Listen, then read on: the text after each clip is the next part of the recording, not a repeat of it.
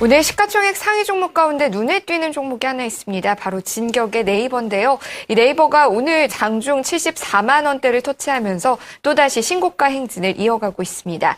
시총 상위의 순서도 역시나 달라지는 모습이었는데요. 이렇게 시총 상위주들의 변화가 나타나고 있는 원인은 무엇인지 그에 대한 투자 전략 세워보겠습니다. KTB 투자증권 최용건 차장과 함께하겠습니다. 차장님 안녕하세요. 네, 안녕하세요. IBK 투자증권입니다. 네. IBK 투자증권. 죄송합니다. 네. 최용건 차장님과 함께 오늘 시장의 중요 포인트 가운데 제가 제일 궁금했던 부분 좀 짚어보고 싶은데요. 이 네이버가 앞서 말씀드렸듯이 정말 6위로 또 껑충 올라오는 모습을 보여주면서 랠리를 또 보여주고 있습니다. 이렇게 시총 상위주들의 변화가 나타나고 있는데 이 나타나고 있는 원인은 무엇이라고 보시는지 좀 궁금합니다. 오늘 그 얘기가 좀 증권방송 보니까 많이 나오던데요. 여러 가지 이야기들이 있더라고요. 소비재 자본재로 부각시켜서 해석하는 목소리도 있고. 그런데 사실 이렇게 되고 나니까 이런 거죠. 현상에 따른 결과라고, 그래 사후적인 설명일 뿐이라고 생각하지만 어쨌든 설명을 해본다면, 스마트폰이라는 것은 지금 우리 생활에 3, 4년 전에는 생각할 수 없었던 수준의 깊이로 침투를 해 있지 않습니까? 우리가 LTE 점유율 이런 것들을 지금 따질 만큼 스마트폰의 보급률이라는 것은 사실 지금 전 국민의 80%, 지금 상반기 기준 한 73% 정도 보급이 되어 있으니까 이 보급률을 사실은 훨씬 더 뛰어넘는 이것에 아주 깊숙이 우리 생활 내에 침투해 있는 침투력이라고 생각됩니다. 진행자께서는 하루에 스마트폰에 얼마나 노출돼 있다고 생각하세요? 전 거의 24시간 노출되어 있는 느낌입니다. 노출은 24시간 되어 있죠. 네. 사용 시간에 대한 빈도는 아마 평균 4시간 가까이 10시간 가까이 된다고 하니까 네. 생각해 보면 그 4시간 가운데서 또 가장 많이 쓰는 게 무슨 코코아톡과 같은 이런 네. SNS 서비스 이런 것들에 거의 가장 많은 시간들을 우리가 투입하고 있기 때문에 이러한 정말 어마어마한 노출, 이 파괴력 이런 것들은 곧 모바일 광고의 급성장이 올 수밖에 없는 이런 토양이라는 이야기가 될 수 있겠습니다. 즉 이게 글로벌 모바일 광고 매출이 아마 250억 불 올해 연도에 그렇게 추산하고 있는데 이게 한 50% 성장한 숫자가 될 거고요. 내년에는 한 350억 불. 대단한 거죠. 30조에서 40조 간다는 이야기인데 이런 어마어마한 성장률을 갈 수 있는 이런 것들은 생각지 못한 데서 이렇게 개발되고 있습니다. 그러니까, 또 얼마나 파괴적입니까? 이게, 이 회사들이 이 숫자들을 가지고 이 데이터 마이닝을 통해서 이 광고를 효율화시킬 수 있다는 어마어마한 또 파괴력을 갖고 있다는 점. 그래서 우리가 생각하지 못했던 통신 스마트폰으로의 패러다임 전환, 작년에 그게 왔죠? 스마트폰으로 이제 삼성전자도 배가 올랐던 거잖아요. 그런 패러다임 전환 그 이후가 지금 그려지고 있는 그림이다 생각할 수 있겠고 실제로 페이스북이 처음에 들어왔을 때 상장했을 때 초기에는 왜 왈가왈부 말도 많고 잠깐 주가 고생했던 구간도 있었는데 이번 3분기 매출 보면 지난 분기보다 30% 넘어간 성장 실적 그리고 그 매출 비중 가운데 50%가 모바일 광고였다. 이런 것들은 어마어마한 우리한테도 네이버의 라인에 거는 기대들이 시사될 수 있는 부분이라고 하겠습니다. 이런 것들이 상대적으로 이제 와서 비교가 되는 거죠. 전통적인 이제 굴뚝산업들, 경기 민감 산업재들 이쪽이 쉽게 말해 한 4, 5년 동안 금융위기를 겪고 또 유럽의 재정위기를 겪고 G2, G3의 어떤 경기 불확실을 그런 어려운 시절들을 관통하면서 이제 생각해보니까 여기는 이제 경기 회복, 이제 물꼬를 트는 관점인데 상대적인 어떤 성장률 격차가 대단하기 때문에 또한 그런 부분에 대한 정당한 평가라고도 할 수 있을 것 같습니다. 네, 말씀해 주셨듯이 정말 유가증권 시장에는 네이버, NC소프트, 그리고 코스닥 시장에는 홈쇼핑주 같은 CJ 홈쇼핑, GS 홈쇼핑 등이 시총 상위주들에 점점 이렇게 높게 올라가는 모습들이 포착이 되고 있습니다. 반대로요, 정말 산업재, 화학, 철강, 조선주들은 계속 순위가 뒤로 밀려나는 모습들이 나타나고 있는데 그에 대한 원인은 역시 실적이나 업황에 대한 부진을 꼽고 계십니까?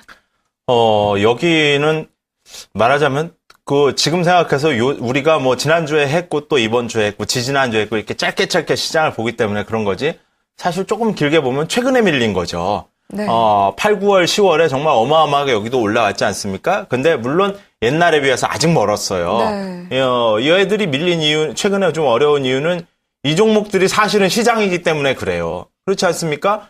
시가총액 우리가 1200조, 코스피. 이 가운데 거의 800조, 900조 정도가 다 경기민감주들한테 다 들어있을 거예요.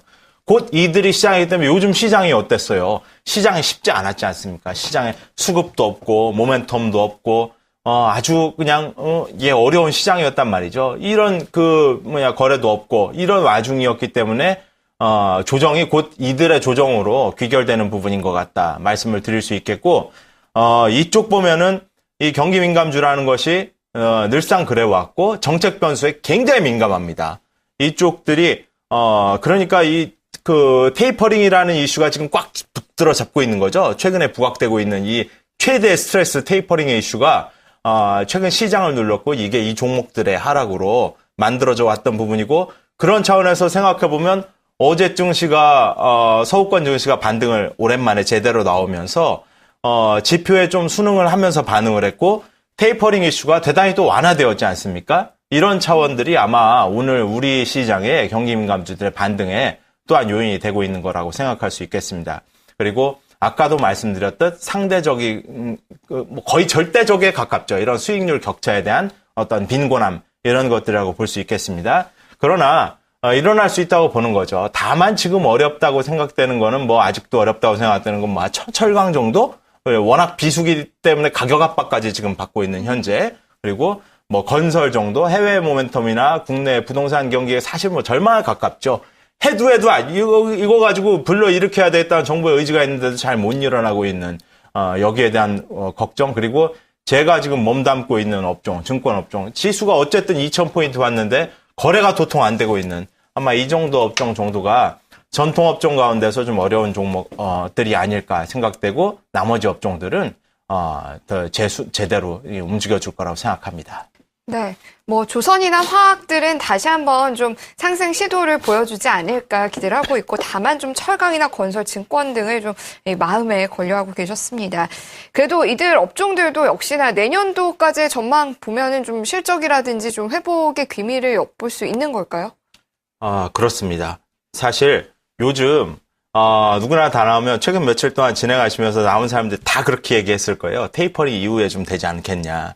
그러니까 현실이 워낙 팍팍하다 보니까 테이퍼링 이후에 대해서 기대하자 이런 이야기들을 했던 건데 사실 그런 말을 저도 또한 저희 손님들한테 하면서 야 시장이 그렇게 내 맘대로 생각대로 되면 얼마나 좋을까라는 생각에 오히려 걱정도 했었는데 그런 마련에서는 어제 시장이 아까도 말씀드렸듯이 지표에 순응하면서 반응을 하고 테이퍼링 이슈가 동시에 완화됐다는 사실들은 다분히 좀 한숨을 돌릴 수 있는 요인인 것은 확실해 보입니다.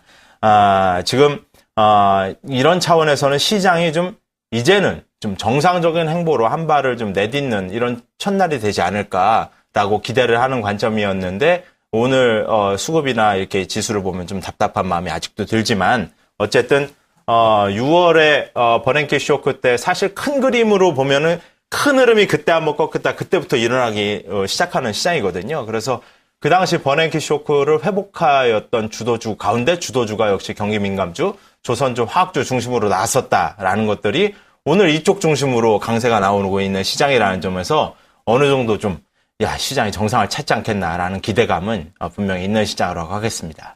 네. 어느 정도 테이퍼링 이슈가 완화되는 그 타이밍에 더욱더 좀 부각될 만한 종목군과 업종군으로 살펴보셔도 도움이 되겠습니다. 한 가지 또 눈에 좀 궁금해지는 부분들은 네이버랑 NC소프트 같은 종목군들이 정말 많이 올라왔고 시총에서도 순위도 위로 점점 올라가고 있는데 이 내년도도 이런 흐름을 기대해 볼 수 있을까 여부일 것 같아요. 네이버는 사실 제가 상담 기피 종목인데요. 네. 왜냐하면 우리가 주식을 분석하면서 이야기를 하고 또 누구한테 아는 척을 하면서 또 조언을 해야 되는 입장이잖아요. 근데 안 가본 길에 대해서는 정말 잘 모르겠단 말이죠. 내가 가본 어떤 범위 내에서 경험적으로 생각할 수 있는 부분 얘기하는 것 정도가 저의 한계라고 생각해요. 그렇기 때문에 네이버는 사실 가보지 않은 길을 가는 주식이기 때문에 기대가 있습니다. 이 기대라는 건 정말 대단한 거죠. 그렇지만 자막이 아마 어떻게 나갈지 모르겠습니다만 제가 그렇게 썼어요. 네이버 이 피하고 싶은 밸류다라고 썼는데 사실 뭐 경험적인 입장에서는 뭐 덤빌 수 있는 그 밸류는 아닌 거죠. 이건 뭐 말도 안 되는 그 숫자를 가고 있는 거죠. 모바일 광고라고 쓰고 성장이라고 읽는다. 이건 맞습니다. 이건 맞는데 그 SNS의 그 파괴력 보세요. 하루에 24시간에 노출돼 있다고 자면서도 띠링띠링 하면 보시잖아요. 그런 SNS의 파괴력 그리고 그 손님들의 활동성들을 감안한 마케팅 이런 것들은 정말 위대한 파괴력을 가지고 있는 게 분명하겠지만 그래서 라인이나 그 다른 네이버 앱들을 위한 그 활용된 어떤 광고 상품이 다각화돼서 이렇게 우리를 공략할 것이다라는 생각은 할 수 있지만 사실 또 트래픽에 대비해서 실제 그게 클릭해서 구매로 이어지는 가능성은 많지 않잖아요. 그렇잖아요. 본다고 다 사는 거 아니기 때문에. 근데 그것도 또 그렇단 말이죠. 뒤집어 놓고 생각하면 TV에서 나오는 광고들도 본다고 다 사는 거 아닌데 내년부터 페이스북이 이제 그 뉴스피드 밑에다가 그 동영상 광고를 출시하게 된단 말입니다. 그 파괴력은 TV 광고 파괴력 아시다시피 방송사들이 그거 가지고 먹고 살고 있는 곳인데 그것의 파괴력의 말들을 참 오늘 많이 쓰네요. 그 단어를. 그래서 그 파급력은 대단히 막대할 것이다 라고 생각을 해보는 거죠.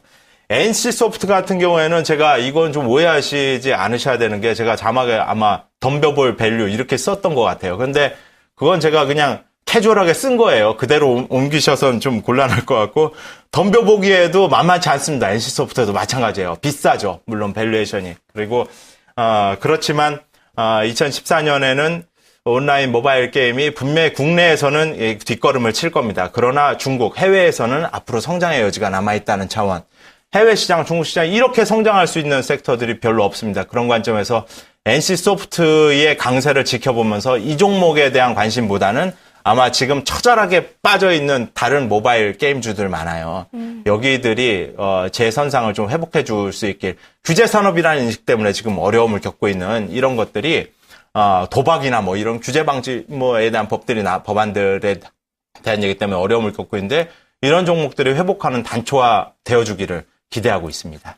네, 뭐 이런 서비스 업종들 그동안 많이 올랐습니다. 그만큼 가치도 고평가되어 있겠죠. 하지만 여전히 성장성만큼은 기대감이 크다는 부분 기억해 보시기 바랍니다. 그리고 사실 시총 상위주 이야기하면 이들을 빼놓을 수 없을 텐데 사실 상위 1위부터 5위가 예전에는 IT와 자동차였어요. 근데 요즘은 뭐 그 자리를 조금 뭐 끼워 올라오는 업종군들도 있긴 합니다만 뭐 여전히 삼성전자가 1위 자리, 뭐 현대차가 2위 자리를 지켜주고 있지만 기아차는 사실 7위까지 다시 또 밀려나는 모습들이고 삼성전자도 오늘 보니까 또 실적 부진에 대한 우려 이야기도 나오고 있던데 이런 부분은 걱정 안 해도 될까요? 그건 이제 자동차에 대한 얘기는 어떻게 될 거냐. IT, 삼성전자에 대한 얘기는 어떻게 될 거냐. 이 얘기인데 자동차에 대한 얘기는 사실 지금 자동차한테 목표가 뭘까 생각해보면 목표는 글로벌 탑 브랜드 아니겠습니까?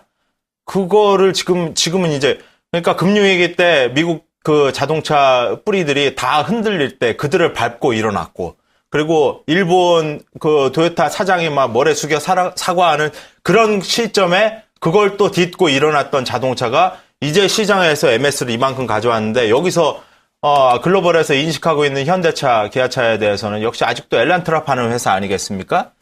그러니까 제네시스나 그 이상의 에쿠스 같은 차량들을 아예 생각을 않고 있잖아요. 글로벌 브랜드가 되기 위한 그 플러스 알파 그것이 부족하다. 그런 것에 대한 관심이 있어야 된다라는 차원에서 플러스 알파에 대한 아주 목마른 이런 것들이 있는 거죠. 그래서 이것이 내년도를 주도할 수 있는 주인공이 된다는 생각은 아직까지는 좀 하기 힘들 것 같고요.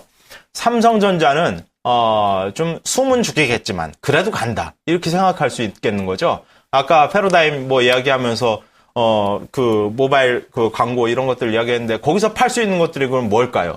소비재를 팔 수 있겠고 거기에 묶여갈 수 있는 것이 IT 소비재들일 것이겠죠. 거기다가 차를 팔 수는 없는 거 아니겠어요?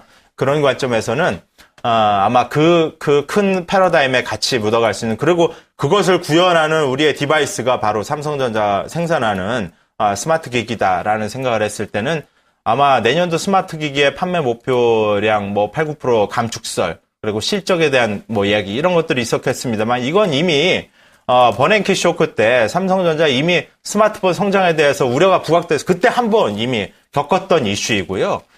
삼성전자가 지금 본인이 주도하고 있는 IT 시장에서의 정말 차별적이고 지배적인 시장 지위 이런 것들이 새로운 돌파구와 성장력을 또다시 창출해 나갈 것이라고 믿습니다. 네, 이렇게 IT와 자동차 업종까지 저희가 또 내년도에 대한 흐름들 살펴봤습니다. 그럼 현재 시장